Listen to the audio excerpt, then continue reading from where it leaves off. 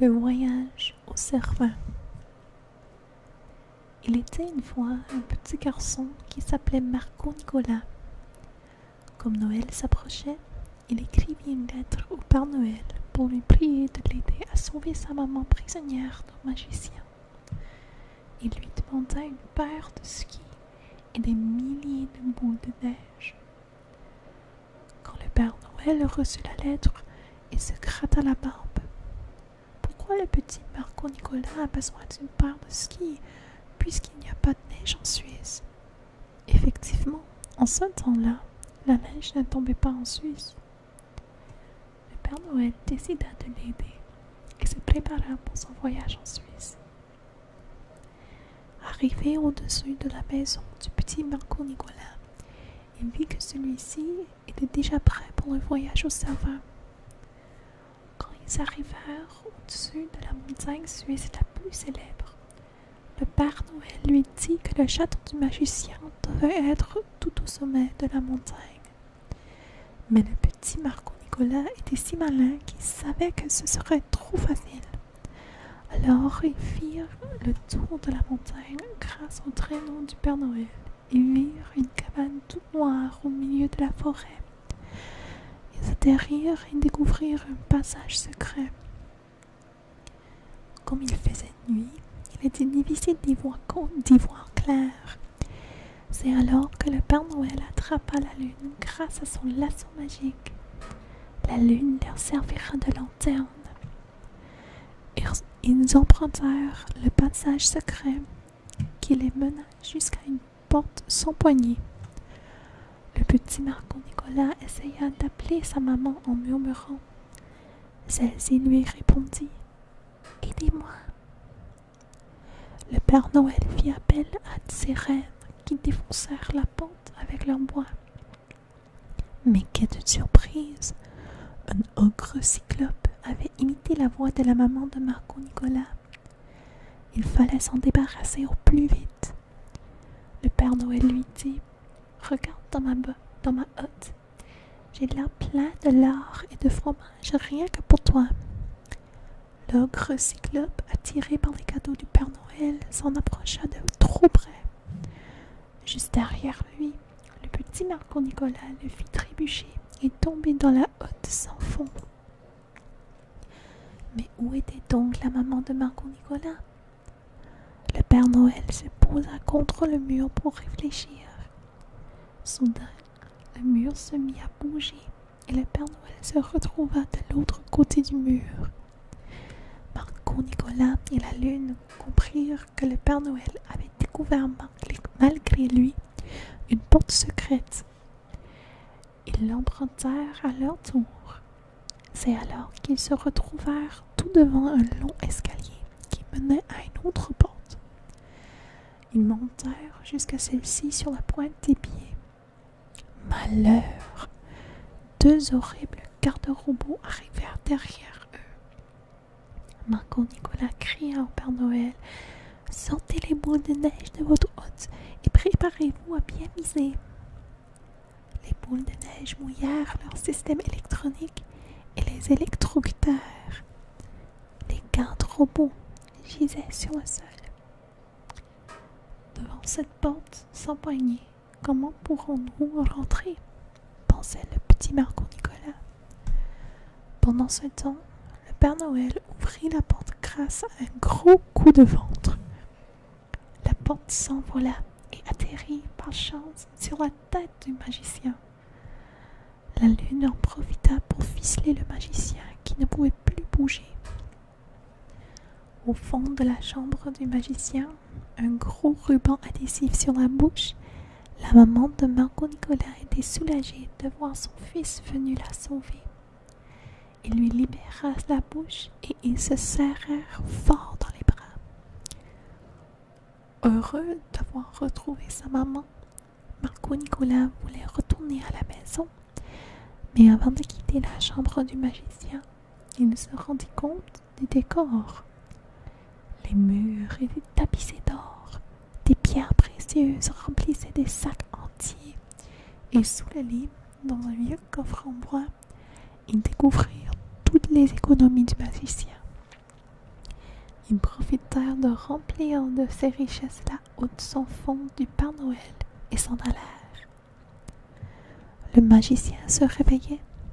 Le petit Marco Nicolas demanda au Père Noël de vider de la hotte les milliers de boules de neige sur la montagne du Cervin. Celui-ci s'exécuta et une magnifique piste de ski fut construite en moins d'un clin d'œil. Ils fixèrent les skis au pied du magicien et le firent glisser sur la piste. Ils ne le revirent plus. Il y en a plus, mais le pas suivant ne fonctionne plus. Voilà. Sur le chemin du retour, le petit Marco Nicolas se souvint du trésor du magicien et chuchota aux oreilles du Père Noël: renversons le trésor du magicien pour que les pauvres du monde entier puissent recevoir un beau cadeau de Noël. Le Père Noël fit alors tomber une pluie d'argent sur la terre. Avec ce qui restait, il s'offrit à lui aussi un cadeau de Noël, un moto flambant neuf.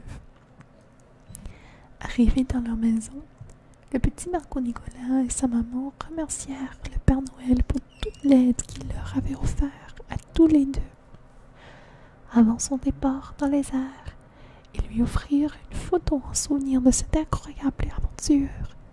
Jamais il ne l'oublierait. Mais qu'était-il advenu au magicien? Était-il mort? Du haut de sa montagne, le magicien, ayant tellement aimé sa descente en ski, décida de faire tomber la neige sur ces montagnes. C'est depuis ce jour qu'on peut skier en Suisse.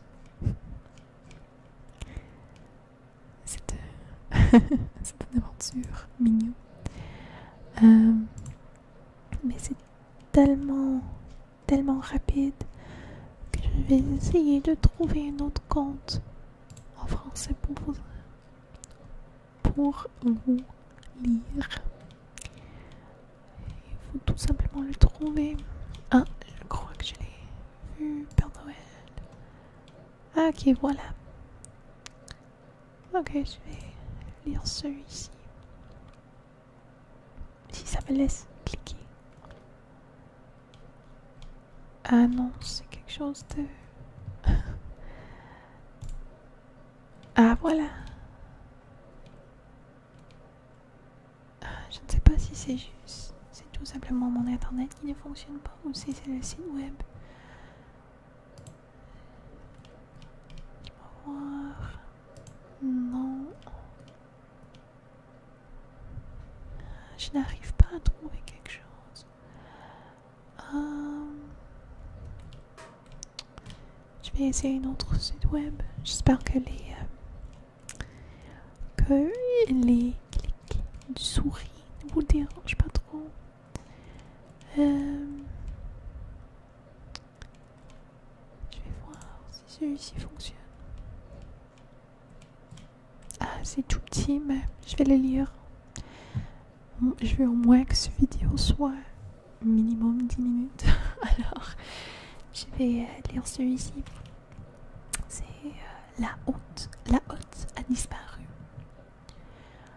Le jour de Noël se passait très bien, jusqu'à ce que le Père Noël découvre qu'il n'avait plus sa hotte. Le Père Noël était déboussolé. Il ne savait quoi faire jusqu'à que son lutin Rudolf lui dise quoi faire. Le père fit ce que Rudolf lui avait dit. Il alla donc voir si elle était rangée dans sa chambre, mais elle n'y était pas. Il regarda partout sauf dans son atelier. Il fit une petite pause, le temps de réfléchir. Il prépara ses rennes pour ses livraisons des cadeaux. Son reine au nez rouge lui demanda ce que le Père Noël avait. Le Père Noël répondit: « Je ne trouve plus ma hotte. Que dois-je faire? As-tu regardé dans ton atelier? » « Non, dit le Père Noël. »« Attends, je vais t'aider, dit la reine. »« Merci, dit le Père Noël. »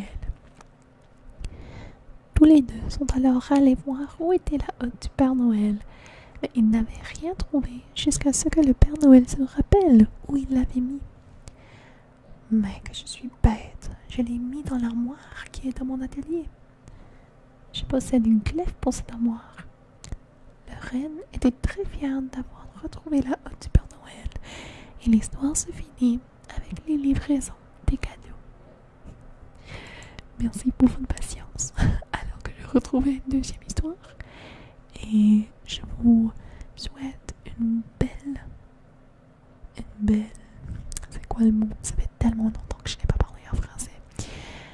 Une belle soirée ou nuit, comme vous voulez.